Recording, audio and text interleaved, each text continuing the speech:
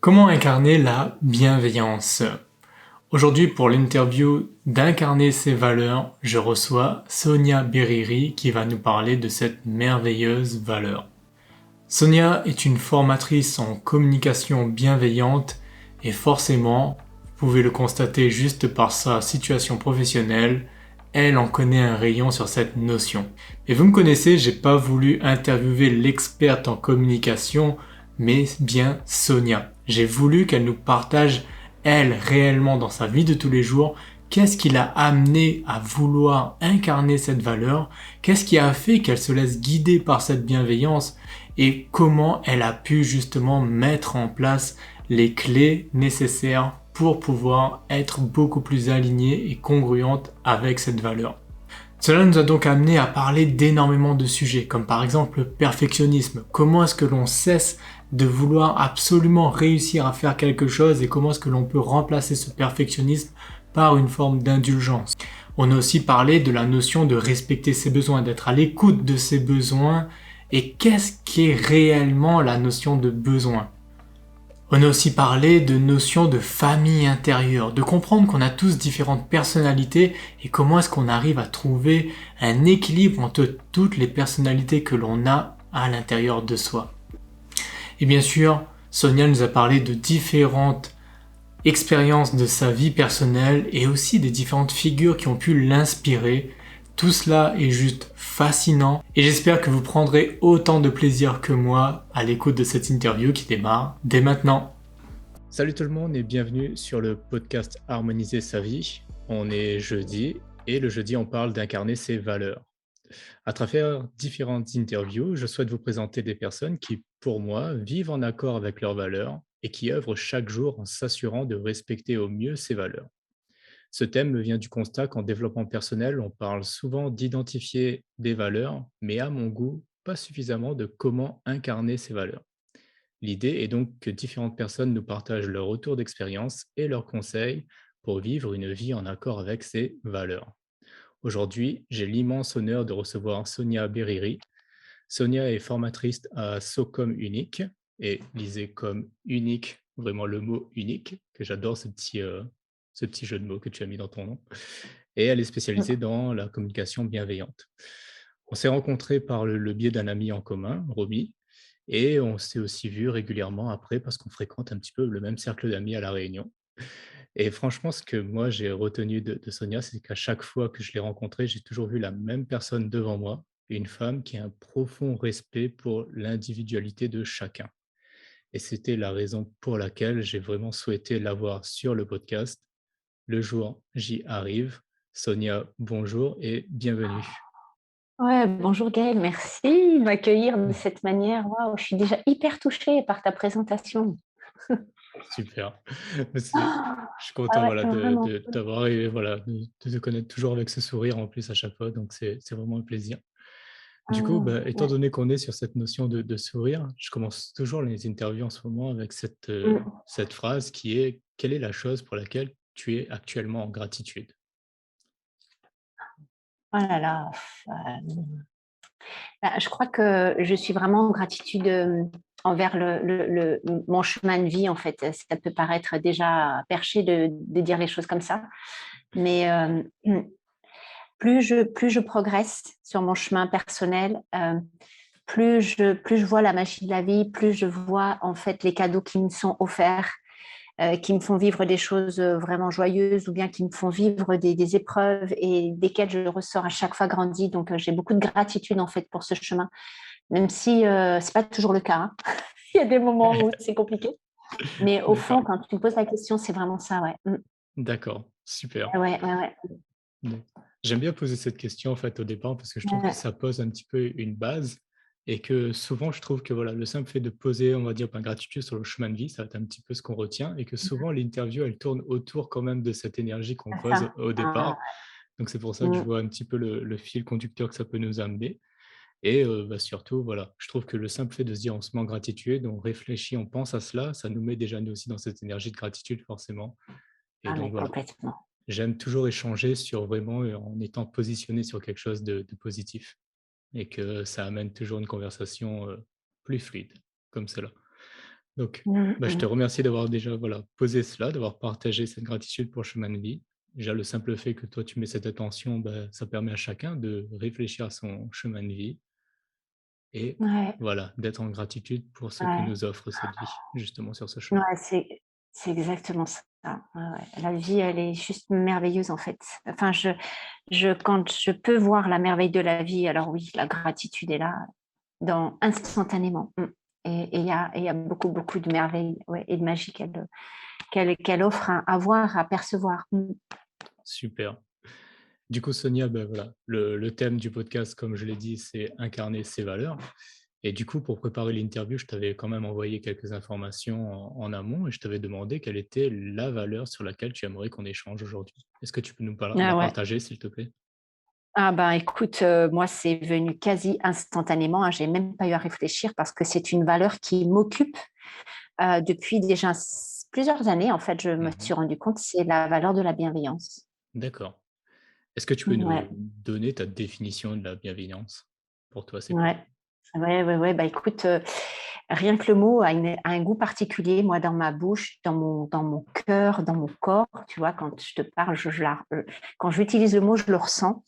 Pour moi, c'est alors là, je vais te donner la définition du dictionnaire, hein, que tout le monde pourra retrouver, mais elle m'a vraiment aidée, moi, à bien cerner cette valeur. C'est une disposition, d'abord une disposition intérieure qui est favorable à l'égard de quelqu'un. Donc, il y a cette notion dans la bienveillance de veiller au bien. Pas le bien au sens moral du terme, hein, le bien opposé au mal, mais Mhm. le bien dans le sens bien-être. Et pour moi, la bienveillance, c'est vraiment une disposition effectivement à l'égard de l'autre, mais aussi à l'égard de soi, qui consiste à vouloir veiller au bien, au bien-être, au être bien. Voilà. D'accord. Super.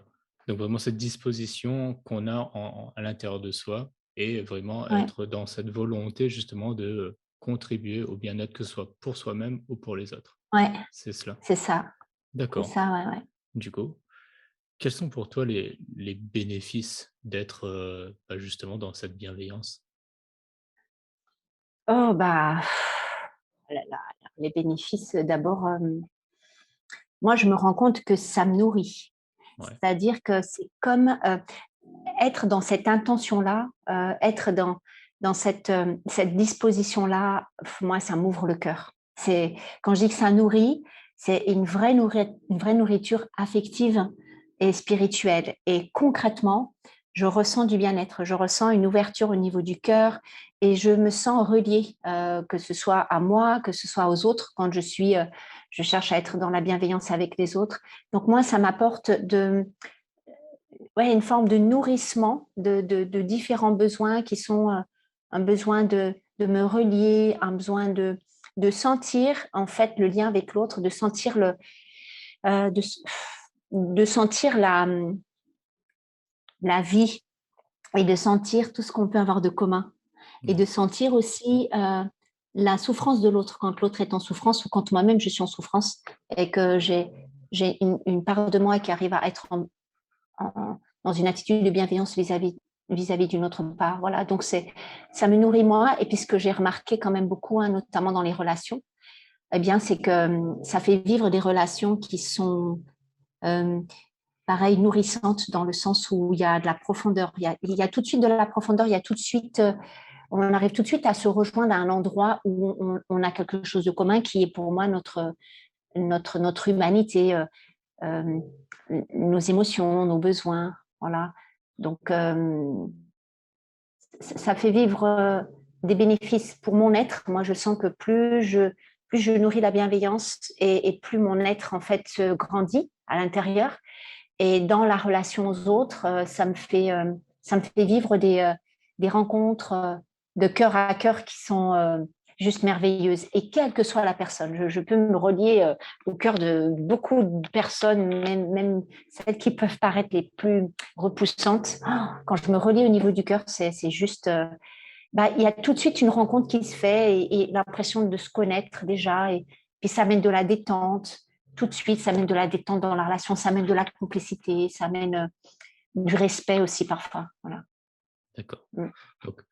dans J'espère que la manière. c'est pas trop perché ce que je dis parce que Oh quand non, je au m'entends, je contraire. me dis, Bah, ouais. mais c'est vraiment ça que je vis en Ouais, fait. ouais. Bah, c'est vrai que là, pour certaines personnes, ça peut peut-être être, on va dire, vraiment bon, pas forcément perché, ce serait pas simplement le mot, mais peut-être relié à quelque chose d'un peu plus concret ou peut-être des expériences. Les personnes vont Ouais, pas forcément pouvoir se dire: «OK, est-ce qu'elle arrive à ressentir la même chose?» mais c'est juste là ouais, déjà, moi, j'aimerais vraiment inviter les personnes à juste écouter le son de ta voix, en fait, parce qu'on le sent à ta manière de mmh, parler quand tu nous le dis, que l'émotion que ça t'apporte, justement, le simple fait, là, en vidéo, là, moi, je le vois aussi, à tes yeux, à quel mmh, point, justement, quand tu parles de ça te nourrit et les relations que tu peux lier et de parler à cœur avec des personnes, il suffit juste de te regarder en train de l'exprimer où on se rend compte que oui, on voit à quel point ça te nourrit et que tout ce que tu as pu recevoir de cela. Et du coup, ouais, j'aimerais vraiment, peut-être, prendre un temps pour, exprimer un peu plus ce que tu disais sur le fait de pouvoir te connecter, on va dire, de cœur à cœur avec des gens qui peuvent être même repoussants, en fait. Et mmh, ça et surtout, mmh, il y avait un point que tu disais, c'est de trouver des points communs avec des personnes. mmh, Et mmh, j'ai l'impression que dans ce que tu nous disais, c'est-à-dire qu'on peut te mettre toutes les personnes, mmh, on est des milliards sur la terre, on pourrait mmh. prendre chaque individu un par un et les mettre devant toi, tu arriverais à trouver un point commun avec ces personnes, mais avec une Mais facilité, ouais, déconcertante. Et bah, ça je sais pas, mais ouais, c'est, heu, oui, oui, oui, enfin, avec une en tout cas avec une facilité. C'est vraiment quelque chose en fait que je me suis rendu compte depuis que je suis gosse, j'ai cette, capacité à voir le beau en l'autre, voilà. ouais, C'est pour ça que ça m'a énormément touchée, quand tu as dit que tu voyais en moi quelqu'un qui avait un profond respect pour l'individualité, mais c'est tellement vrai et c'est exactement les mots que tu as utilisés, c'est ça.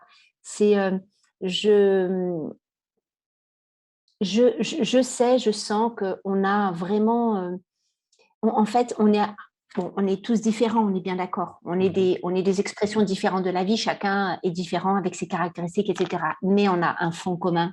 On a un fond commun et dans So communique, c'est ce qu'on retrouve dans Comme. Et on a un fond commun et c'est notre humanité. Donc, se relier de cœur à cœur, ça veut dire quoi? Ça veut dire juste se rappeler en fait qu'en face de moi, bah, j'ai quelqu'un qui est exactement comme moi. J'ai quelqu'un qui peut vivre des souffrances. J'ai quelqu'un qui a qu'une seule aspiration, c'est à être bien.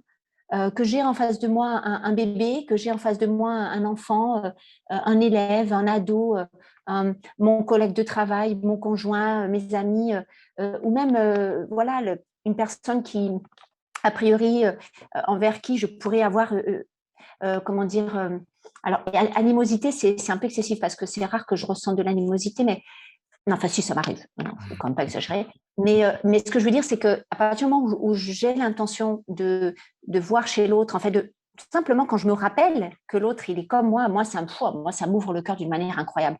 Et donc du coup, je peux même derrière un comportement inadapté, que ça soit celui d'un enfant, celui d'un adulte, je peux me rappeler ça et du coup je peux connecter avec cet enfant cet enfant ou cet adulte parce que je sais que derrière le comportement inadapté, il y a en fait des messages. Moi, les comportements inadaptés, je les vois comme des symptômes en fait. Et j'ai des clés, des grilles de lecture qui me permettent de comprendre ce qui peut se vivre de l'autre côté. Voilà. ouais, Mais vraiment, ce qui est le plus important, et c'est ce que je dis souvent dans mes formations, c'est je me rappelle que l'autre est comme moi. Ni plus ni moins. Il est comme moi, quel que soit son âge, quelle que soit sa position, quel que soit son statut. Je peux me relier à des. Et d'ailleurs, quand je fais ça, je n'ai plus en face de moi un dirigeant d'entreprise, je n'ai plus en face de moi un enfant de 6 ans. Non, j'ai un être humain qui cherche qui cherche en fait qui aspire au bonheur, qui cherche à être bien, qui cherche à s'épanouir, qui cherche à vivre heureux. Et quand j'arrive à me rappeler ça, tout est pour se relier, c'est plus facile. tout à fait. Et j'aime beaucoup cette base que tu mets, en fait, de se dire que justement la personne en face de moi, justement le point commun que l'on a tous, c'est cette volonté d'aspirer au bonheur, en fait. Mmh. Et c'est vrai que là-dedans, moi aussi, ça a été un grand changement que j'ai pu, avoir ce déclic dans ma tête de me dire que chaque fois que j'ai une personne devant moi qui va peut-être avoir un comportement dans lequel je me dis: «Non mais pourquoi cette personne est comme ça? Je comprends pas» et juste de me dire: «Mais elle, c'est sa manière à elle d'aller chercher son bonheur, en fait». Ce qu'elle fait, c'est pas et vraiment, c'était l'antinomie en quelque sorte de se dire: «Mais cette personne-là, elle essaye pas de faire ça contre moi. Elle fait ça Mmh. pour elle, pour aller faire son Ouais, bonheur, en c'est fait». ça. Et ça, c'était Mm. vraiment un déclic à chaque fois de me dire ça. C'est-à-dire que d'arrêter, en gros, moi, ça m'a permis de casser un petit peu ce côté de croire qu'une personne a un mauvais fond et qu'elle fait les choses pour le mal de Mm. quelqu'un. Ah Alors ouais, que la base, c'est vraiment pour le bien d'elle-même. Et, ah heu ouais. et ça avait vraiment été un énorme changement dans, bah, mes voilà, Mm. les relations que j'ai pu avoir, à chaque fois juste de poser cette base et j'aime beaucoup, voilà, le fait que tu le dises, que c'est vraiment, bah, ça qui permet à Mm. chacun de se relier, en fait et qu'on a tous en commun cela, quoi. Ah ouais, mais c'est tellement important ce que tu dis. Moi, je te rejoins vraiment sur l'idée que, en fait, quand j'ai découvert à travers mes différentes formations, enfin, les thématiques auxquelles moi je me suis formée, hein, que j'ai découvert l'approche humaniste dans la philosophie, dans la psychologie, je me suis tellement reconnue dans ce principe que l'homme, on part du présupposé que l'homme est naturellement bon, mais j'en ai la conviction profonde. Et c'est ça qui m'aide en fait. Après, il y a beaucoup de comment dire, oui, il est naturellement bon. Et puis, il y a tellement d'expériences de vie qu'on peut faire qui peuvent nous conduire à avoir des comportements complètement inadaptés, voire déviants. Et quand je suis face à des comportements comme cela, je fais vraiment, euh, enfin, je fais un effort, parce que je sais au fond de moi que il y a quelque chose qui se passe chez cette personne et j'essaie de la comprendre en fait. Voilà, j'essaie de la comprendre. Je vais pas la juger. C'est pour ça que je ne supporte pas. En fait, c'est dur. Même si moi aussi ça m'arrive de juger parce que je suis aussi conditionnée comme chacun d'entre nous. Mais le jugement sur l'autre, c'est vraiment quelque chose qui m'affecte, qui me touche beaucoup parce que je sais qu'on fait tous de notre mieux et que euh, ah là, tiens, bah, du coup, j'ai envie de partager un truc que j'ai entendu mais qui m'a ému aux larmes aujourd'hui. Euh, Parfois, on peut en vouloir à ses parents de pas avoir su nous donner la vie qu'on aurait voulu, de pas avoir su nous aimer, de pas avoir su nous valoriser, de pas avoir su nous, nous donner l'affection dont on avait besoin quand on était enfant, etc. Et, euh, et j'entendais donc une personne sur une vidéo du coup qui disait en fait que nos parents avaient fait du mieux qu'ils avaient pu avec l'amour qu'ils n'avaient pas reçu. Et quand j'ai entendu cette partie de phrase avec l'amour qu'ils n'ont pas reçu, ça m'a tout de suite immédiatement, d'abord ça m'a créé beaucoup d'émotions parce que j'ai pu me relier moi à mes parents, j'ai pu me relier à cet amour qu'ils n'ont pas reçu et qui n'ont pas, du coup, ils ont fait du mieux avec l'amour qu'ils n'avaient pas reçu. Et ça a créé beaucoup de compassion. En fait, ça a réveillé beaucoup de compassion parce que j'ai pu me relier à la partie d'eux, de leur enfance, de leur adolescence, de leur vie où eux-mêmes n'avaient pas reçu, en fait, l'amour et que, ben, malgré ça, ils avaient essayé d'avancer. Ça m'a énormément touchée. Et voilà, donc même quand on ne sait pas manifester l'amour, je suis convaincue que voilà que ben, on fait du mieux qu'on peut. Et que la bienveillance, c'est aussi accepter ça et puis comprendre ça. Pour Ouais, moi, c'est vraiment, vraiment important. Donc, ne pas juger, mais comprendre. tout à fait. Et du coup, juste pour que tu nous donnes un petit peu, ben, tout à l'heure, voilà, comme, ça a été un peu posé au début, cette fameuse gratitude sur le chemin de vie. Est-ce que tu pourrais nous donner, en fait, quelques informations sur, bah, ton chemin de vie et qu'est-ce qui t'a amené, toi, à aujourd'hui, vraiment, ben, mettre cette valeur-là au centre de ta vie, même déjà au Mm, niveau professionnel, puisque c'est quand même, bah, ce que tu partages au quotidien dans ton travail aussi, ces mm, formations sur la mm, bienveillance et tout, dans la mm. communication. Donc voilà, Ouais. est-ce que tu aurais, toi, ben, pour peut-être spécifier un peu plus, des événements qui te font prendre conscience de te dire aujourd'hui, bah, ces événements ont quand même été des moteurs de, voilà, Ah ouais, de la vie dans laquelle tu es aujourd'hui, quoi? sans problème. Ouais. D'abord, je voudrais parler, oui, il y a eu un événement, mais je voudrais dire que depuis que je suis enfant, en fait, j'ai une attention, je suis sensible à la souffrance des autres depuis enfant. Et mon parcours professionnel a été vraiment marqué par ça. Je me suis d'abord orientée vers la protection de l'enfance. J'ai été touchée, moi, par les enfants qui souffraient. Et puis, donc, j'ai fait un parcours dans la protection de l'enfance. J'ai dirigé des structures où on accueillait les enfants victimes de violences, mais aussi des enfants et des ados auteurs de violences, donc des délinquants. Et puis ensuite, je suis allée vers la prévention parce que je me suis dit, mais c'est déjà encore trop tard, il faut pouvoir intervenir encore plus tôt et puis sur les conditions, créer des conditions d'éducation qui soient favorables pour que les enfants en fait évitent les parcours de délinquance et puissent s'épanouir. Donc il y a eu voilà depuis mon enfance déjà comme quelque chose d'écrit un peu. Alors moi je pense quand même qu'on vient avec un bagage et une mission un petit peu particulière parce que cet intérêt pour cette question-là, elle est venue très tôt même. Voilà. Et puis il y a un événement quand même qui a été déclencheur. Il y en a eu deux.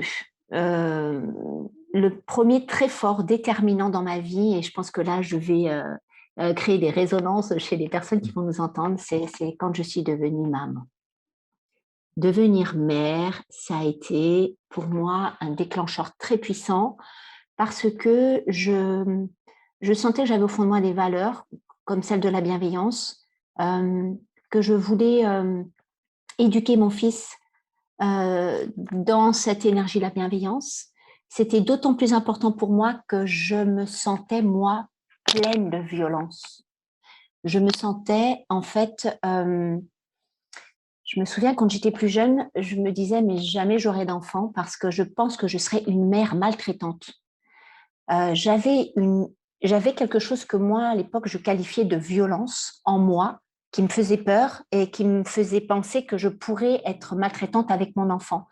Et du coup, j'ai eu envie, en fait, d'apprendre à d'abord faire un travail sur moi pour aller voir ce que c'était que cette violence, en tout cas ce que j'appelais de la violence en moi, et puis d'apprendre, parce que j'ai bien vu que j'avais un conditionnement qui faisait que je pouvais très vite et très facilement être dans le reproche, la critique, la réaction émotionnelle forte, que sous le coup de la colère, je pourrais dire des choses ou même faire des choses violentes. Voilà, je le sentais potentiellement. Et donc, j'ai appris, j'ai beaucoup appris. Je me suis formée beaucoup pour développer des compétences parentales, en fait, pour éduquer mon fils d'une manière qui, en termes de comportement, en tout cas, qui serait proche de ce à quoi j'aspirais, hein, parce que la bienveillance, c'est quelque chose c'est une chose à laquelle j'aspirais. Et de fil en aiguille, bon, j'ai fait pas mal de formations et comme j'ai vu que ça m'avait beaucoup apporté, énormément, même la communication non violente notamment a été une clé déterminante, un outil ultra puissant qui m'a ensuite ouvert d'autres portes. Eh bien, quand j'ai vu à quel point ça me faisait du bien, j'ai eu envie de le transmettre.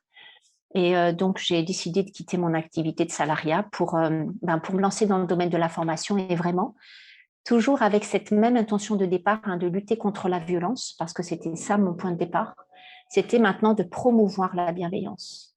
Je savais ce que je ne voulais plus, la non-violence, enfin la violence, et puis ce que je voulais à la place, c'était de la non-violence. Alors moi, ça me parlait ce terme, mais quand j'ai voulu, j'ai voulu m'approcher de, mais qu'est-ce que je voulais à la place de la violence, eh ben, c'est la bienveillance en fait qui a surgi.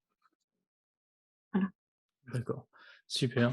Donc, bah, forcément, comme tu le dis, ça résonne forcément avec tous les parents de ce que tu viens de dire, que oui, forcément, on a tous ce moment où quand arrive le premier enfant, on sait que notre vie bascule et que ça ne sera plus pareil et que forcément, il y a des choses en nous qui se déclenchent, qui se disent, c'est le moment maintenant de faire ce que tu n'osais peut-être pas faire avant, en fait. Et Ouais, parce que, c'est même plus que c'est le moment, c'est que c'est indispensable. Moi, dans mon vécu, c'était ça. C'est indispensable. C'est hyper important là que je fasse un travail sur moi pour aller canaliser ce que moi je ressentais comme de la violence. Et depuis, j'ai appris à mettre des mots dessus. En fait, c'était de la colère, hein. ouais, Beaucoup de colère que j'ai emmagasinée. C'est une émotion que j'ai beaucoup vécue dans mon enfance, mon adolescence et ma vie d'adulte. Et, apprendre à comprendre ce que c'était que ce truc et pour surtout ne pas le transmettre à mon enfant. Et voilà, donc c'était comme une impérieuse nécessité en fait, hein. C'était ouais. vraiment important pour moi, très important. D'accord. Et c'est vrai que là, enfin, ce que tu me partages aussi, c'est vrai que moi, ça me parle beaucoup, en fait, cette notion où tu as dit que c'est vrai que j'ai eu aussi moi-même cette réflexion à la naissance de mon fils, de me dire que euh, est-ce que je suis prêt? Bon, forcément, on se la pose tous cette question-là à un moment, mais comme tu disais, juste, moi, c'était vraiment gérer mon comportement aussi. C'est-à-dire qu'au quotidien, quand tout va bien et tout, c'est pas un Mm. problème, tout le monde, on est capable de faire des merveilleuses choses. C'est plus le côté, on va dire, ce que moi j'appelle la Mmh, dark side, en fait, de ces moments-là. Comment je vais mmh, gérer les moments où je serai fatigué, épuisé, qu'il y aura des problèmes, il y aura des circonstances qui vont les imprévus et tout, et comment moi, mon comportement, je vais pouvoir garder, en fait, un état d'être, toujours bienveillant envers mon fils.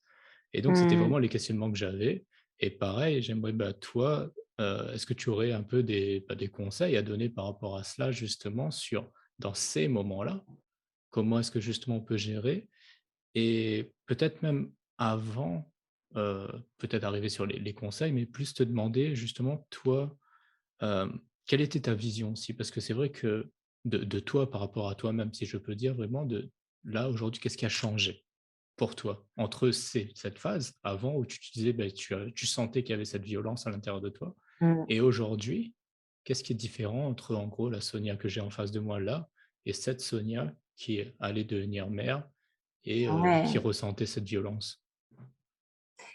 Ah ben, la grande différence, c'est que maintenant je me connais beaucoup mieux et que Mmh. c'est une clé absolument, incontournable. Mais ouais, Ouais. pour être heureux, en fait, toutes les difficultés qu'on vit, qu'elles soient personnelles, professionnelles, c'est des symptômes, en fait, d'un déficit de connaissance de soi, bien souvent, quand on persiste dans les difficultés, quand on manque de confiance en soi, quand on est envahi par la colère, quand on est agressif, quand on manque de motivation, quand on n'a pas de but dans la vie, quand on se sent malheureux, etc. C'est parce qu'on ne se connaît pas.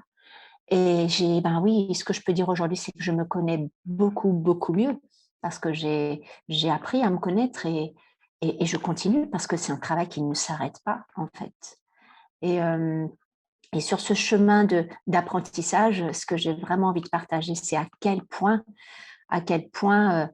mon aspiration à être bienveillante était tellement forte que je suis tombée dans une forme d'exigence envers moi-même qui a été justement extrêmement contre-productive, nocive, parce que je, j'ai, ouais, je suis tombée dans une attitude d'exigence envers moi d'être toujours bienveillante, si bien que chaque fois que je me sentais en colère, à chaque fois que je ratais un truc, à chaque fois que j'avais pas pu éviter un conflit avec mon fils, à chaque fois qu'on avait par exemple, des conflits violents. Alors, je vais préciser, conflits violents, que je me mets à crier, c'est lui qui crie et que je ne supporte pas qu'il crie, etc.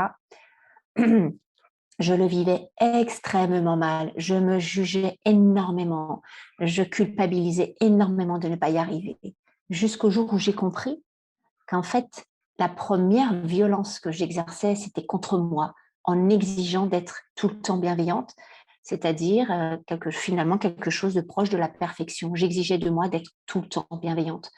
Et ça a été, en fait, ça a été vraiment déterminant pour moi de comprendre que j'avais besoin, parce que j'étais sur un chemin d'apprentissage, j'avais besoin de beaucoup d'indulgence envers moi, que j'avais besoin de beaucoup de bienveillance envers moi. Et vraiment, je crois une des autres grosses différences qu'il y a entre celle que je suis aujourd'hui, celle que j'étais avant, c'est que j'ai développé une relation envers moi-même qui est beaucoup plus bienveillante. Et j'accepte mieux quand je rate quelque chose, beaucoup mieux. Je, J'accepte d'être en colère, j'accepte qu'il puisse y avoir des conflits, j'accepte des fois de ne pas réussir à résoudre le conflit avec mon fils en mode CNV sur le moment.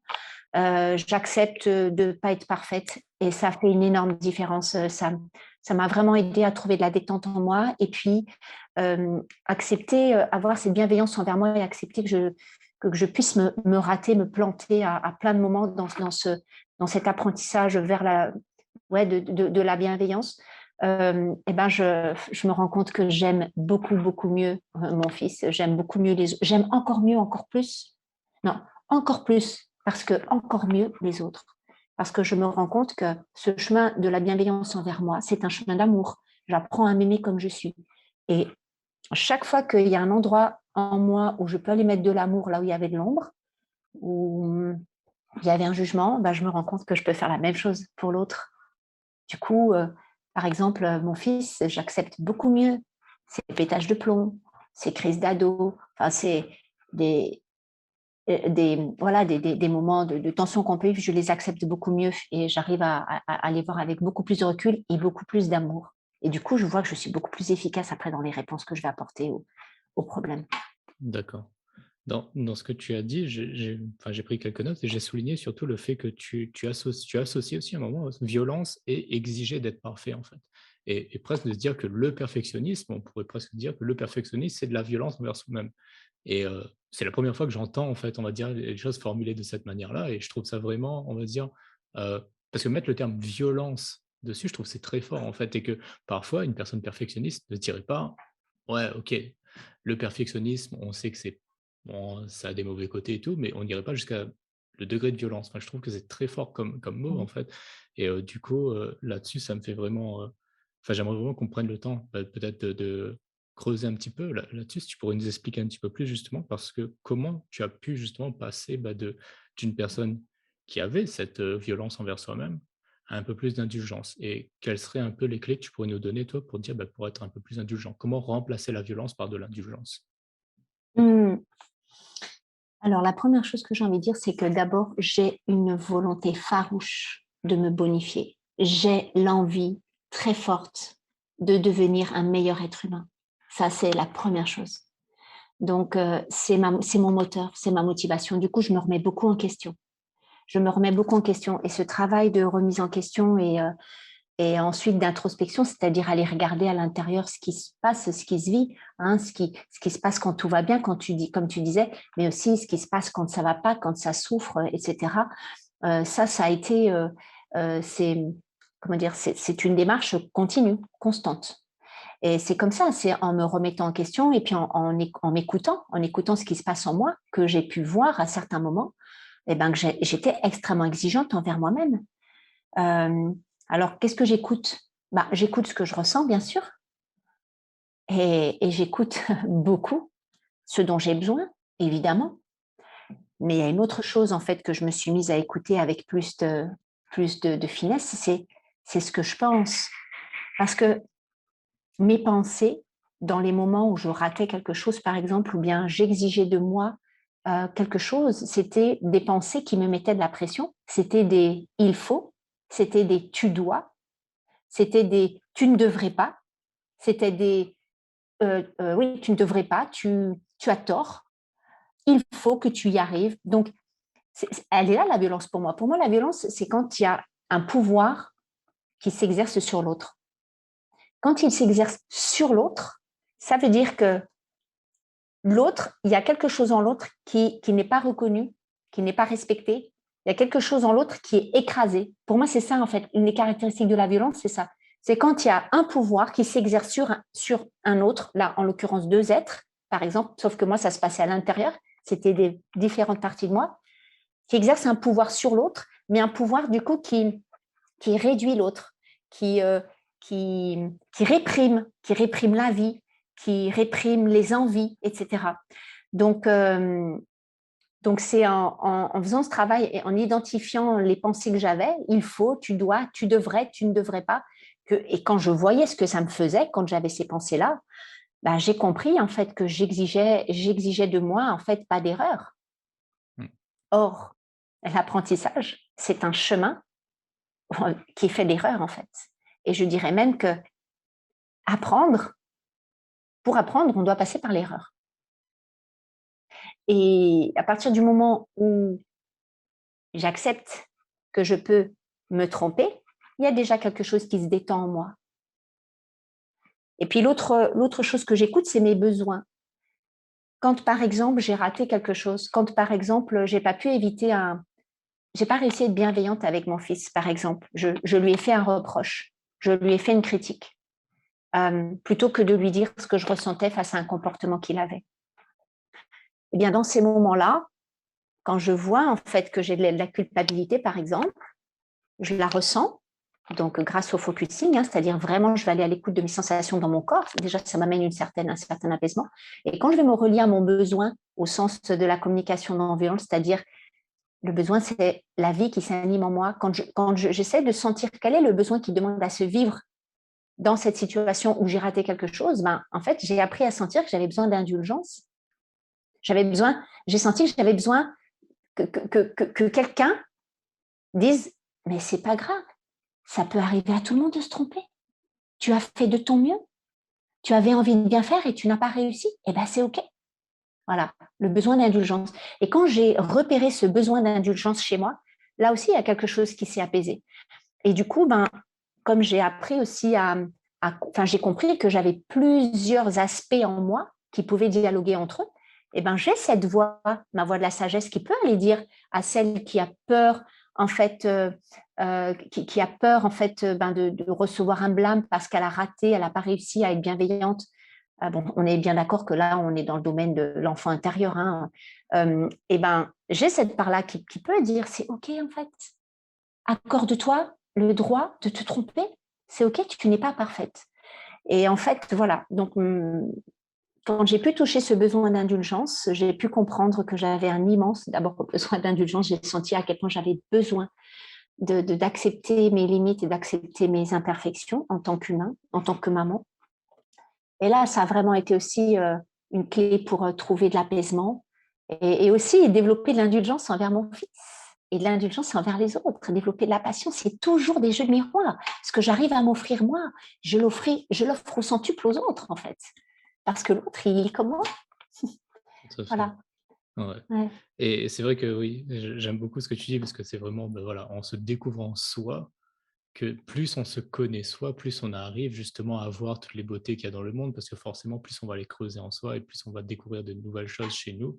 Quand il y a une part d'ombre qui on arrive à mettre la lumière dessus, on se rend compte qu'il y a un énorme trésor.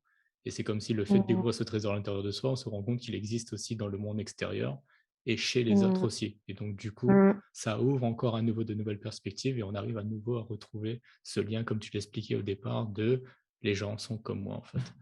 Et du coup, pour ce que tu viens de nous dire, c'était vraiment la première des choses, la première clé que tu nous donnes, c'est vraiment de poser l'intention dès le départ, de se dire: «Je veux œuvrer pour mon bonheur et je veux faire quelque chose de mieux».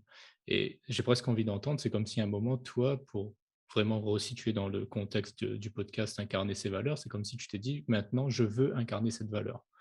Et c'est presque, on va dire, là, ce que tu me dis, un peu le but de ce podcast aussi, ou vraiment quand je parle d'incarner ces valeurs, c'est vraiment de se dire, mais si on se rend compte qu'on pose cette intention, on sélectionne une valeur et on se dit, aujourd'hui, je vais faire en sorte d'incarner cette valeur et à quel point notre vie peut se transformer si on fait ça.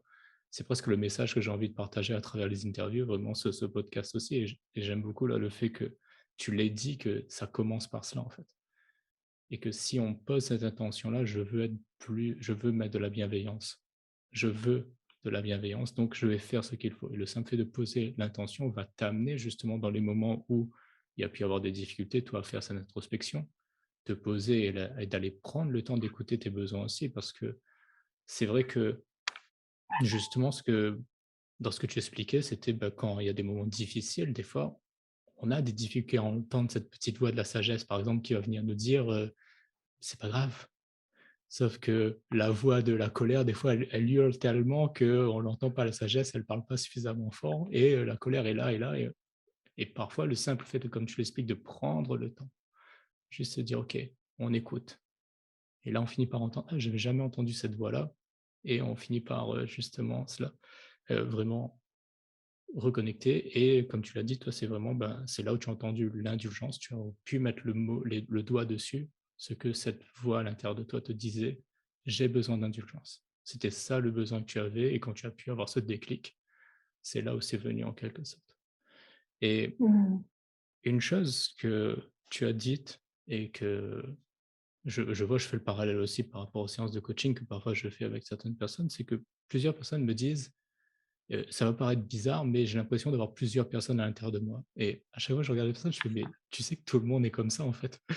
Et j'aimerais juste, moi, le verbaliser là quand même aussi, parce que je pense qu'il y a des Ah ouais. personnes qui, des fois, se disent: «Ouais, j'ai l'air bizarre». Si je dis aux gens que et presque pour, rendre la chose beaucoup plus, on va dire, banale, j'aimerais partager une chose qu'on avait fait avec ma compagne une fois, c'était juste de lui poser la question, moi je fais: «Il y a combien de personnes à l'intérieur de toi?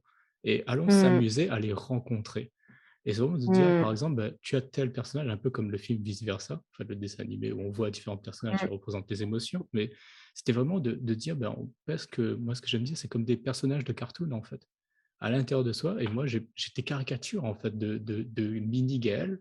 Et à chaque fois, je vais me dire, bah, celui-là, ok, c'est le sage. Par exemple, je vais dire, bah, le sage, pour moi, il aura une barbe, il sera comme ça, il est habillé comme ça, Mm. il a telle posture et tout. Et le simple fait de s'amuser à faire ça, c'est déjà que j'ai l'impression qu'on valorise un peu et on se découvre aussi en soi. Et on découvre beaucoup de choses et je trouve ça amusant. Parce que moi, je trouve ça vraiment, c'est comme si je vais à la rencontre de nouvelles personnes et je me fais de nouveaux amis, en fait. Et c'est vraiment dans Ouais, ce cheminement-là. Et je trouve ça marrant, ça emmène ouais, vraiment ce côté ludique, ouais. ce côté joyeux. Et c'est plus, Mm, par exemple, le colérique, bah, je le regarde, je fais, ouais, mais toi, tu es caractérisé comme ça, comme ça, comme ça, et tu me fais rire quand tu es en colère. mm, Parce que là, je te vois, tu sautes dans tous les sens et tout, je te regarde de loin, je fais, mm. ouais, classique Ouais, du colérique, ça, par exemple. Et ça ouais, amène ouais, cet apaisement, le simple fait de mettre des personnages, en fait, sur les différentes ouais. personnalités qu'on a, quoi. Et je sais pas si, Mm. comme tu en as parlé, j'ai l'impression que tu Ah fonctionnes un peu oui. de la même manière. Ah mais, mais complètement. Et puis toi, tu parles de tes amis, mais moi, hier, une amie, je lui disais, je lui parlais de ma famille à l'intérieur. Tu sais, t'as des. Mais oui, j'ai Ouais, toute une famille, en fait, et c'est dingue, ils ont tous leur rôle. Et moi, j'invente rien quand je dis ça, hein. Je suis juste en train d'expérimenter ce qu'on découvre, ce qu'on apprend dans certaines approches de thérapie, etc. Je pense exactement. par exemple à l'IFS, Internal Family System, où on nous explique qu'on a en nous, en fait, tout un système familial avec, t'en as qui sont là pour te protéger, t'en as qui sont gardiens, t'en as qui sont là pour t'encourager, pour te pousser, etc. Dans d'autres approches, on parle des multiples aspects intérieurs. Mais c'est tellement important ce que tu dis, juste qu'on sache qu'en fait, à l'intérieur, on est super nombreux. Mhm. On est super nombreux. Et que quand on parle, eh ben, c'est super intéressant de se demander, mais qui parle? Qui parle? Est-ce que c'est celui qui est en colère et qui aimerait qu'on lui porte de l'attention?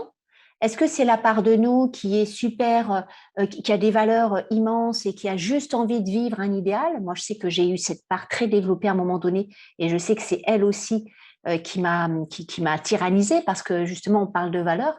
Moi, j'ai aussi compris que, en fait, nos valeurs qui sont des aspirations, hein, la valeur, on essaie de l'incarner, mais c'est avant tout, pour moi, c'est une sorte de principe qui me guide. Je veux tendre Exactement. vers la bienveillance, d'accord? Mhm.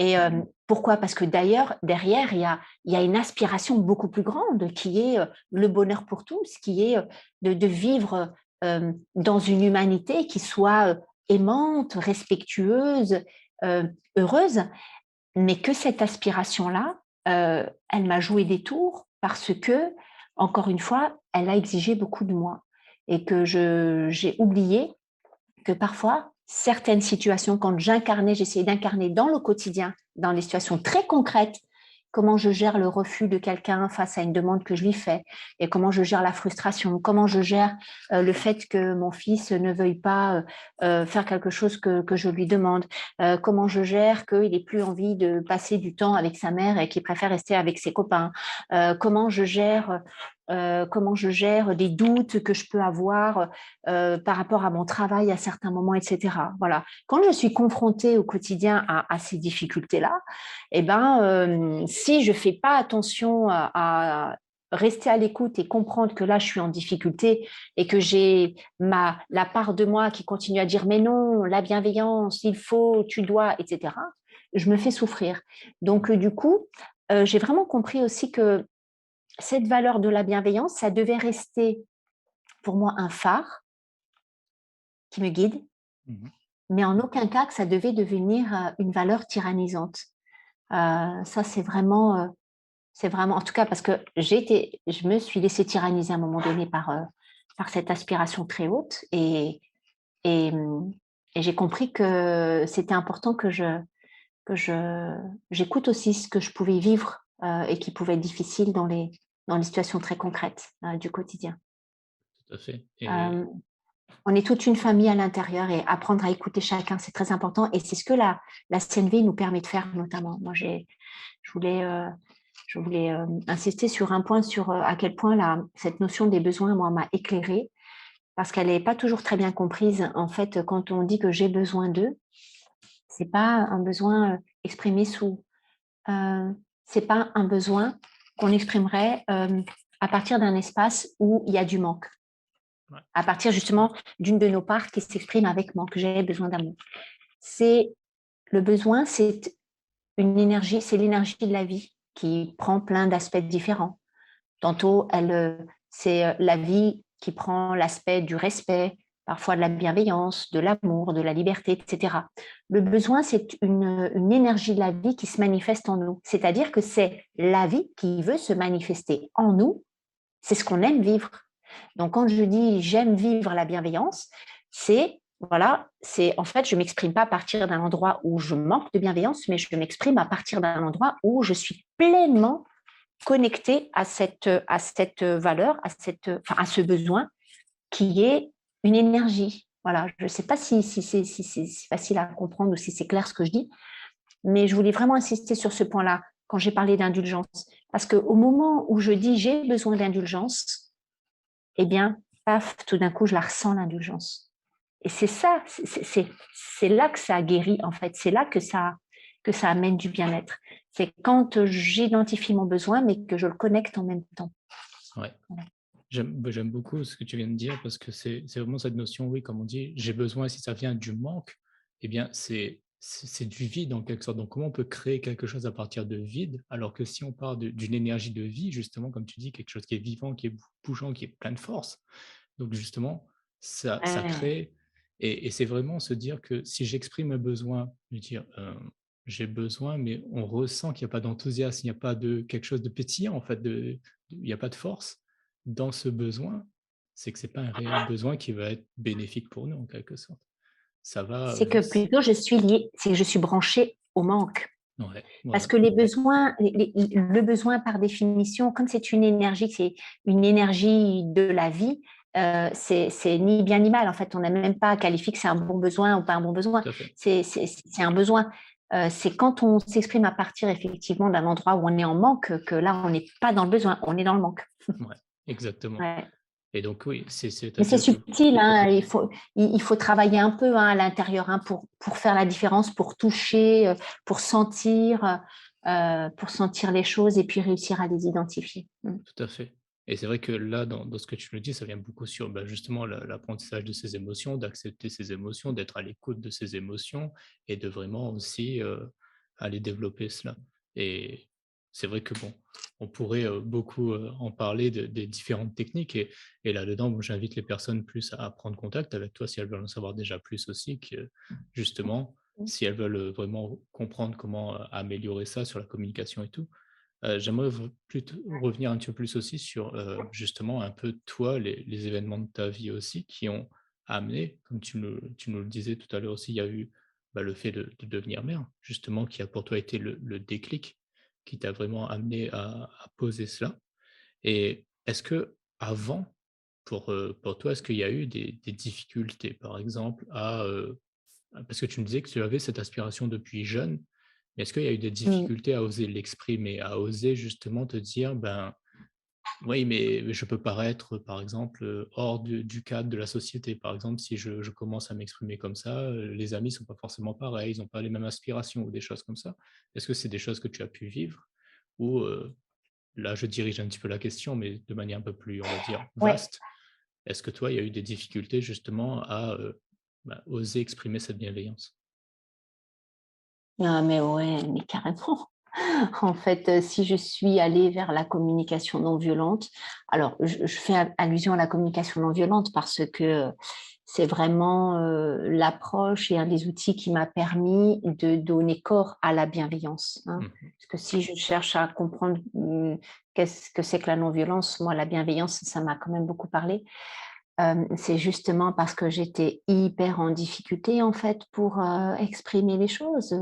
Soit, soit je gardais tout pour moi, ce qui était un paradoxe incroyable parce que je sentais que j'étais quelqu'un qui pouvait très facilement aller vers les autres, avec des capacités à communiquer facilement. Et en même temps, à côté de ça, j'étais hyper inhibée émotionnellement. Jamais je parlais de ce que je ressentais. Je me jugeais énormément, je jugeais que j'étais pas normale, je me posais plein de questions, je me comparais beaucoup aux autres. Donc soit je gardais les choses pour moi, ou bien quand j'étais en colère, bah, je gardais. Puis au bout d'un moment, si j'avais une stimulation trop forte, quelque chose que quelqu'un pouvait me dire et qui me stimulait très fort, bah, j'explosais, quoi. Ça m'est arrivé 2 ou 3 fois. Donc, oui, ça a été compliqué. Moi, j'ai l'impression d'avoir vécu beaucoup à l'intérieur de moi, en fait, pendant longtemps et avec une difficulté à oser exprimer les choses. Et, bah, ça m'a fait vivre beaucoup de solitude, en fait, beaucoup de solitude. Ouais, beaucoup de solitude, enfant, adolescente, puis même jeune adulte, ouais. Et est-ce qu'il y Et a il y puis, a quelque chose qui ouais, t'a amené justement, toi, à te dire, à un moment de te dire: «OK, je veux cesser cela», en fait et c'est parce que comme tu dis, il doit y avoir ouais. sûrement peut-être une forme de souffrance aussi à être dans cette solitude? Ah bah, oui, oui, oui. Ah bah, c'est sûr. Ah oui, oui, non, non, mais écoute, elle est intéressante ta question parce que moi, je me suis pas dit, «Je veux que ça cesse». En Ouais, tout cas, j'avais pas cette conscience-là, j'avais pas une intention aussi claire. Je me sentais un peu être dans l'errance, tu vois? Tout à l'heure, quand tu as parlé de ton expérience quand tu es devenu papa, moi, je me suis pas du tout dit, comment je vais faire, quand, je me sentirai comme ça, comment je vais faire quand je serai fatiguée, comment je vais gérer avec mon fils. Pas du tout. J'ai l'impression, en fait, d'avoir appris en même temps que je vivais les choses. C'est-à-dire que, tu vois, c'était pas planifié, pas du ouais, tout et c'était pareil pour le reste. C'est-à-dire que moi, je vivais ma vie, j'avais l'impression d'être dans une forme de errance. Je sentais juste que c'était pas joyeux à l'intérieur, qu'il y a vraiment une partie de moi qui était pas heureuse, effectivement. Alors, je me disais pas: «Je suis pas heureuse». Enfin, tu sais, si tu m'avais posé la question, je pense que j'aurais dit: «Ouais, je suis pas super heureuse». Mais je sais pas, ma vie, c'était ça, tu vois? Je me posais pas plus de questions. Je me rappelle que je regardais avec beaucoup d'envie les gens qui avaient l'air heureux. Moi, je regardais avec beaucoup d'envie les gens qui étaient en famille parce que moi, j'ai pas eu le bonheur de vivre la famille comme que j'aurais voulu, en tout cas quand j'étais petite fille et puis, ben, j'ai appris après, hein, mmh justement avec tout ce travail sur moi à comprendre que si, j'ai une famille, et cetera. Mais je vivais ma vie comme ça et puis, voilà, j'étais dans une forme d'errance et oui, de souffrance clairement, la solitude, ça m'isolait et il y a eu un fait déclencheur, un autre fait déclencheur. Moi, j'étais déjà arrivée à La Réunion, un jour, je tombe sur une annonce dans le journal: «Atelier de communication non violente» et là, Gaëlle, me demande pas pourquoi, je sais pas, il y a un truc qui me dit: «Vas-y». Et je crois que c'est aussi une histoire et donc là, ça a été aussi ça a enclenché quelque chose de puissant, hein, après. Mais j'ai quand même l'impression que le mal-être, l'inconfort qu'on peut vivre, hein, dans notre vie, c'est quand même ça qui nous pousse à aller chercher des solutions. C'est ça qui peut nous pousser.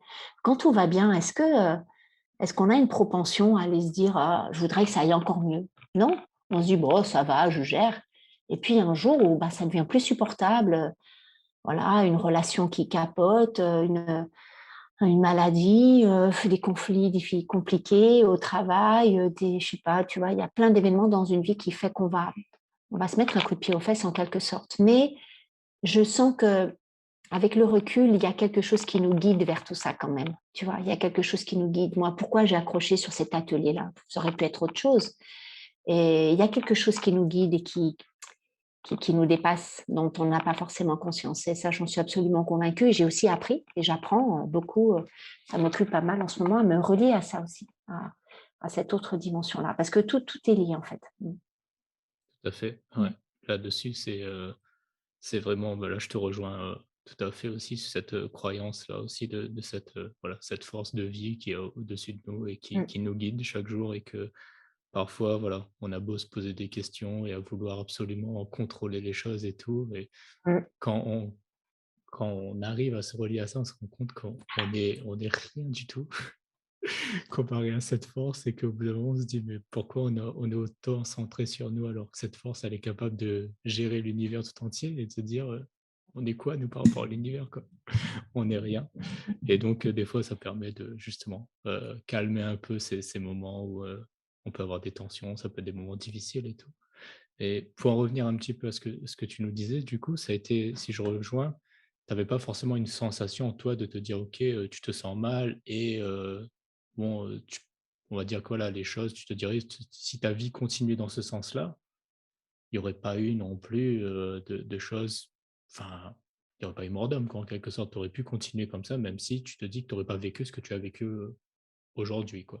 Certaines expériences de vie, tu n'aurais pas eu accès, mais il n'y avait pas un besoin de te dire: «Je veux absolument changer», quoi. C'est ce que Pas tu me du tout. disais. Ouais. Et c'est vrai que des fois, ça me frappe quand j'entends des gens dans le développement personnel qui t'expliquent, avant, je faisais ceci, ceci, cela, et puis un jour, je me suis dit: «Non, il faut que ça cesse». À moi, ça pas ça s'est pas du tout passé comme ça.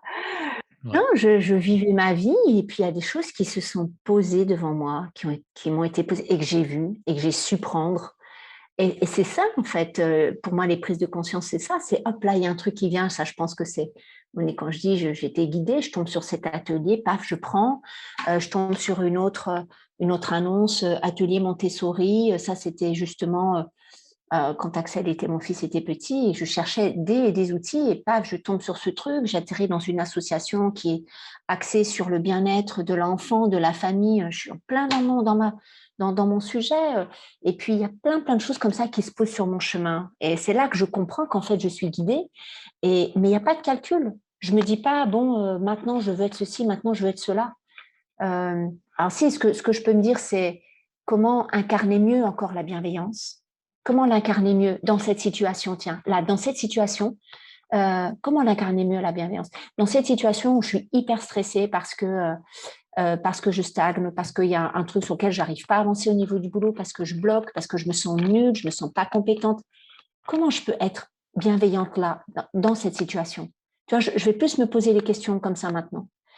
Si je suis dans une situation de relation avec quelqu'un d'autre, bon là c'était relation avec moi, parce que je me juge incompétente, je me dis que j'y arriverai jamais. Ah, paf, tout d'un coup, je vois qu'il y a ce dialogue qui se met en place.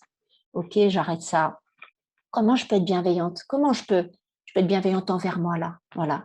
Et puis quand je suis en relation avec quelqu'un d'autre, ah tiens, ok, là j'ai l'impression de vivre quelque chose avec mon fils qui est un véritable affront. Je le vis comme un affront. Ok, j'ai des outils aujourd'hui pour m'aider à comprendre que je peux me mettre à distance. Bon, la méditation m'aide énormément, hein, parce que pour développer ma bienveillance, un outil, mais d'une puissance phénoménale. D'ailleurs, je crois que je le mettrai en un. Après, l'intention, c'est apprendre à méditer, hein, parce que c'est quand même ça qui va t'aider à te désidentifier de ce que tu vis. Mais concrètement, c'est comment je peux. Ah, ok, là, je sais que si je lui dis ça, ça va pas le faire. Donc, comment je peux mettre de la bienveillance? Si j'arrive pas à le faire tout de suite, je vais prendre du recul, je vais prendre un moment pour trouver l'attitude juste, pour trouver la parole juste, pour trouver l'action juste. Et ça demande d'être en conscience le plus souvent possible. Être conscient de ce que je dis, être conscient de ce que je fais. Alors, j'ai des gens qui me disent, attends, mais Sonia, mais alors si maintenant il faut se mettre à réfléchir à tout ce qu'on va dire avant de parler et tout ça, mais on perd en spontanéité. Oui, c'est vrai.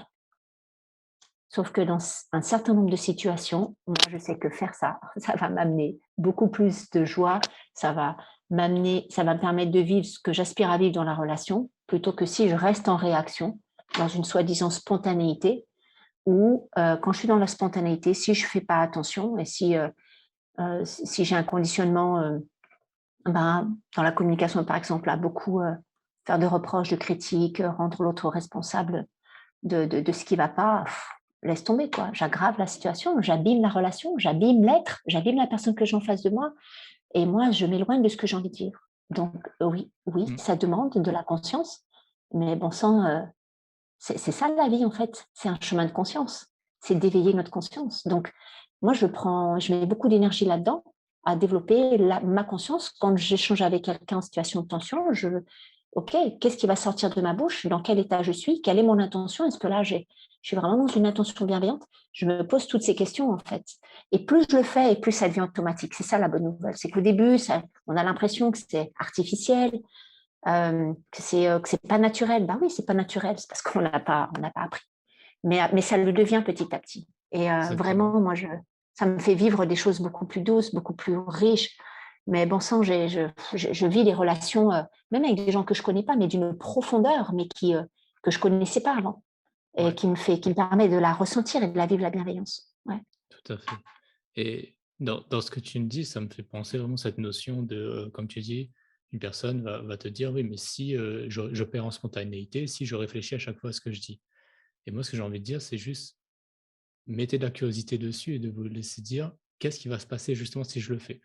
Je me mets comme Mmh. bon après moi je suis très, on va dire mon côté coach va faire que allez on se met un défi de 30 jours, pendant 30 jours, je fais ça et je m'y tiens et je vois qu'est-ce qu'il en ressort en fait et derrière on va se dire: «Ah, je n'avais pas pensé que peut-être je perds en spontanéité, mais je gagne en bienveillance.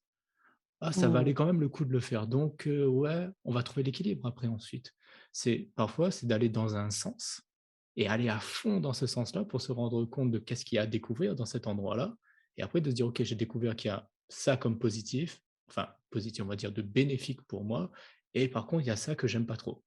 OK, ben je vais réduire un petit peu pour garder ce truc bénéfique-là et je reviens de l'autre côté pour retrouver un petit peu le bénéfice qui va contrebalancer le négatif en quelque sorte. Enfin, vraiment dans cette notion de juste d'essayer de voir qu'est-ce que moi j'ai à apprendre et qu'est-ce que moi j'ai à retirer de ça en fait et dans ce que tu dis, c'est vraiment la notion d'expérimenter, moi, qui me fait ressurgir, en fait, où, pour beaucoup de choses, on va avoir tendance à juste se dire, «Ouais, mais si je fais ça, ça va être chiant, parce que je vais perdre en spontanéité». Mais si quelqu'un a créé, on va dire, ses formations et tout, c'est que derrière, il a expérimenté quelque chose que toi, tu n'es pas encore conscient de ce qu'il y a, en fait. Donc Mmh. essaye, juste essaye, en fait. Moi, c'est ce que Mmh. j'aime dire aujourd'hui et c'est vraiment suite, en fait, à l'interview qu'on avait fait de Marion qui, elle, parlait de la curiosité aussi, où elle se dit à chaque fois: «Essaye, Mmh. expérimente, expérimente» et Mmh. le simple fait Mmh. d'expérimenter, on découvre des choses. Donc aujourd'hui, c'est vraiment là-dessus que si certaines personnes ont pu t'écouter et penser la même chose, de se dire: «Oui, on va perdre en spontanéité si à chaque fois il faut que attends, il se passe quelque Mmh. chose, attends, je vais écouter mon émotion.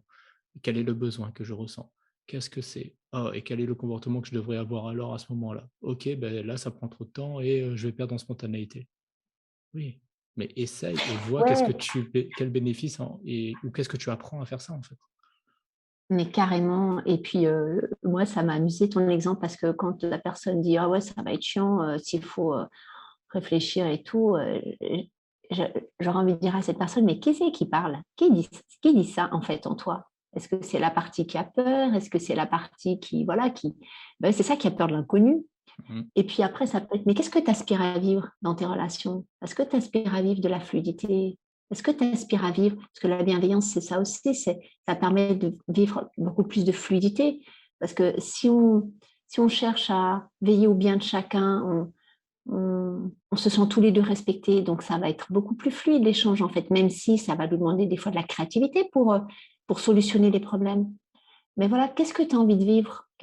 Voilà, qu'est-ce qui serait joyeux pour toi de vivre? Et moi, j'aime bien aussi cette question, qu'est-ce qui serait joyeux pour toi de vivre?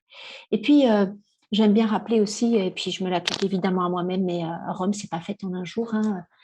Je veux dire, développer, incarner une valeur, pour moi, encore une fois, c'est un chemin d'apprentissage et c'est un chemin qui est fait de joie, de réussite, de célébration, et puis c'est un chemin fait aussi d'obstacles et de deuil. Et ça demande beaucoup de persévérance et moi, mon moteur, c'est vraiment de me rappeler qu'est-ce que j'ai envie de vivre.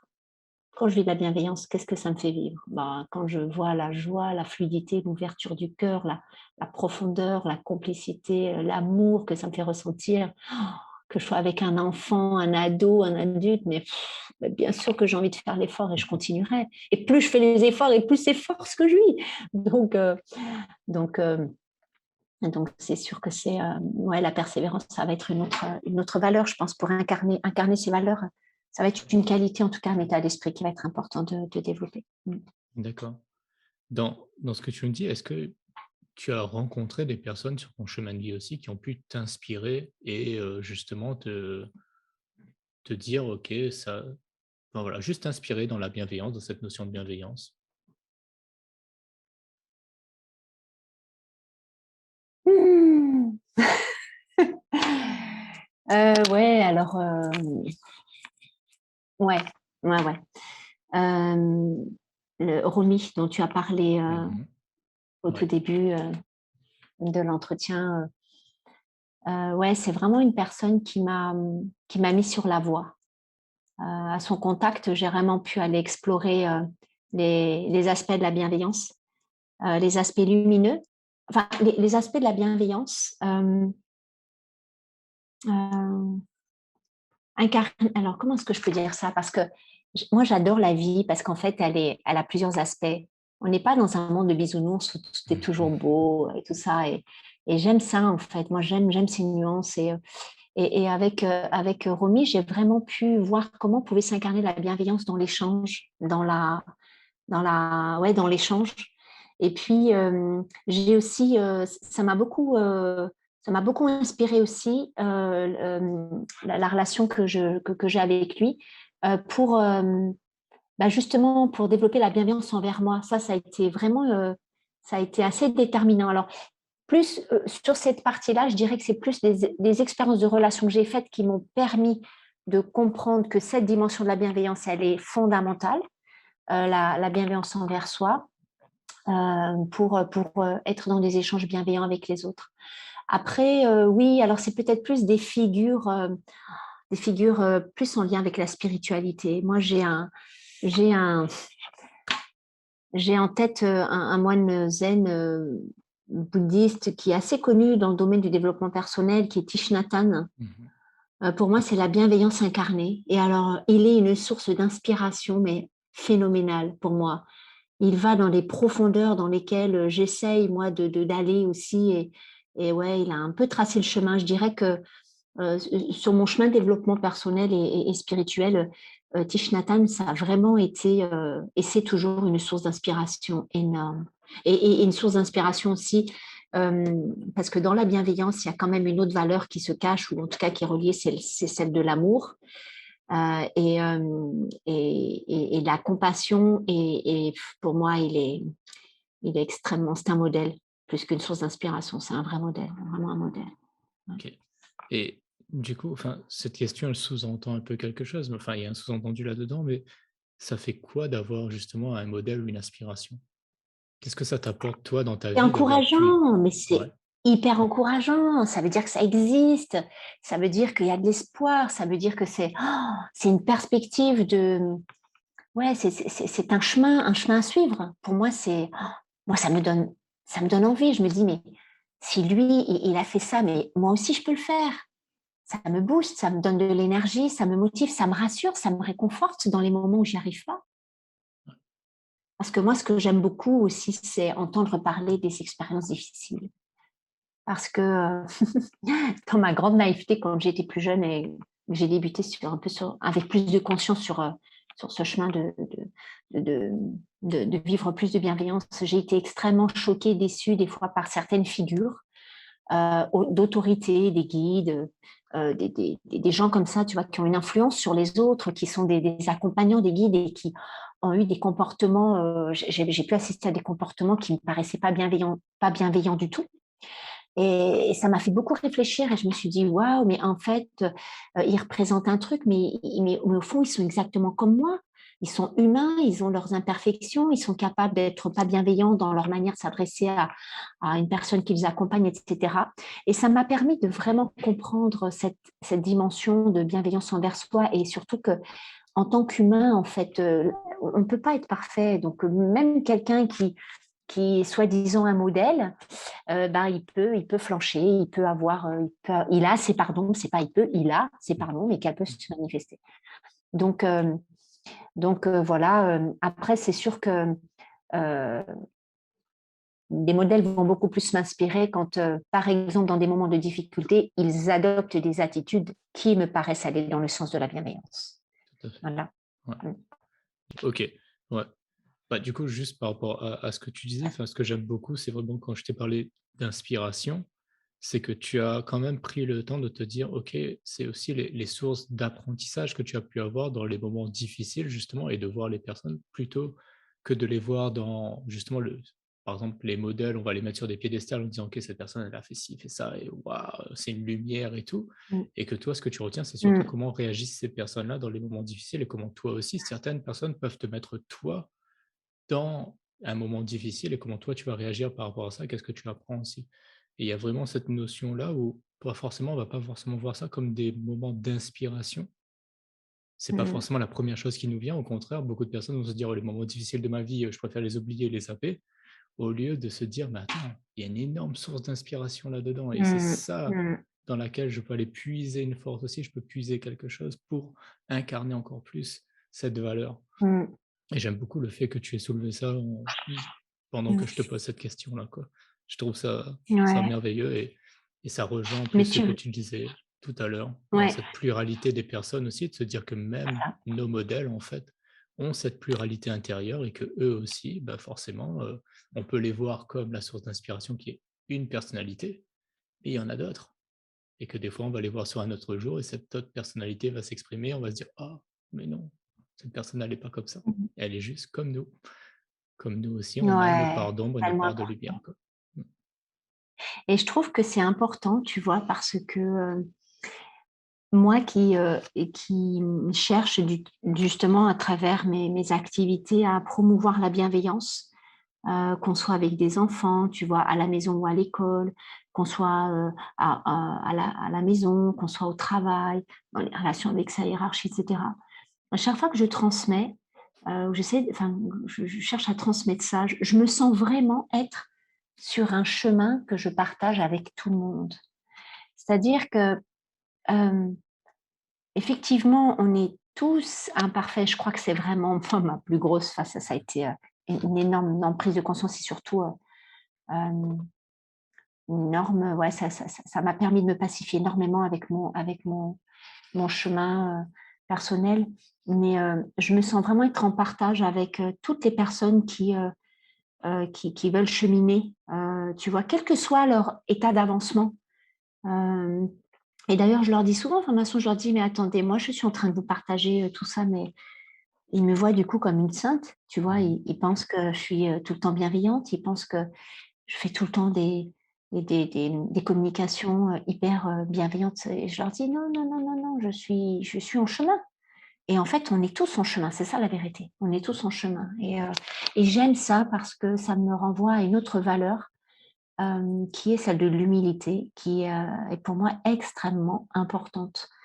Donc, quand on peut être humble dans son cheminement, quand moi je me sens humble dans ma, dans ma quête de l'incarnation de la bienveillance, ça me permet vraiment d'être très, très indulgente, très tolérante et bienveillante aussi avec les autres.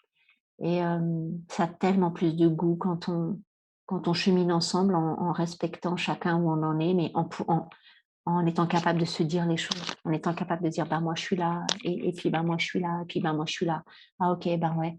Ah là, ben bravo, super, t'en es là, t'as réussi, t'as avancé, ça va mieux. Ah, bah là, bah, écoute, je compatis, je suis là pour toi si tu as besoin, si ça va pas. C'est vraiment ça, l'attitude intérieure, en fait. Enfin, moi, ça marche tellement bien, je trouve, avec les enfants et les ados notamment, hein, tous ceux qu'on désigne comme étant des enfants à problème, des enfants en difficulté. Je vois bien quand on porte un regard bienveillant et non jugeant sur eux, ben, ils donnent le meilleur d'eux-mêmes, hein. Et Ouais, ils ont besoin peut-être d'un peu plus de temps, mais ils sont très, très, très, très en demande de pouvoir donner le meilleur d'eux-mêmes. Mm. tout à fait, ouais. Ce que tu nous dis, je pense qu'on va clôturer, là-dessus aussi. Ça me fait penser au livre de Marshall Rosenberg où justement il donne cet exemple où, il avait lui aussi, fait un atelier avec, des jeunes qu'on disait à problème et que à la fin, tous ces jeunes lui disent: «C'est la première fois que quelqu'un nous parle comme ça» et qu'il arrive à créer Ouais, le lien, en fait et ah juste ouais, en mais c'est énorme. utilisant, Mm. la CNV, quoi. Enfin, Ah ouais. Mm. c'est vraiment le livre que je recommande à tout le monde à chaque fois qu'on discute de communication. Moi, c'est vraiment, voilà, les mots sont des fenêtres et c'est vraiment le livre de Ou bien sont référence des murs. et ça Ou bien sont des exactement. murs. Ouais, voilà, c'est ça. Ah Donc ouais. Mm. c'est, je pense, ce que toi, justement, tu partages aussi, donc jour après jour et je te remercie vraiment pour cet échange, pour, vraiment avoir partagé et donc on a beaucoup parlé aussi quand même de communication non violente, bienveillante.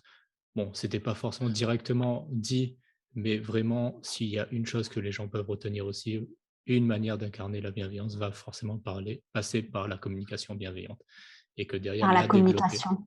Ouais et donc Ouais, absolument.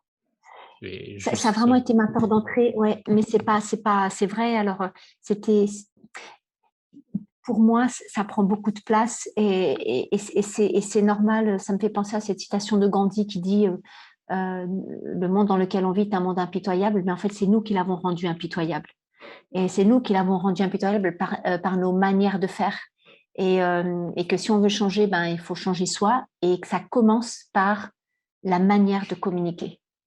Et, et c'est vraiment quand on est en relation, on voit bien, hein, c'est ce qui fait qu'on est heureux ou ce qui fait qu'on peut donner le meilleur de soi ou ce qui fait que ça va être tendu, que ça va être compliqué. C'est vraiment la manière dont on se parle. Et c'est clair que moi, dans ma démarche d'incarner la bienveillance, la manière de communiquer, la manière d'être en relation avec l'autre, mais aussi avec moi, et puis après avec d'autres dimensions hein, plus spirituelles, bah, la CNV, c'est un outil, ça a vraiment été l'outil ultra puissant et un peu le couteau suisse, quoi, avec lequel on peut faire beaucoup, beaucoup de choses. Et là-dessus, moi, je vais exactement dans ton sens et je le recommande à toutes les personnes que je rencontre. Et si vraiment une personne cherche à développer sa communication, voilà, c'est une des voies que moi je recommande le plus souvent aussi. Parce que pareil, pour moi aussi, ça change énormément de choses dans mes relations.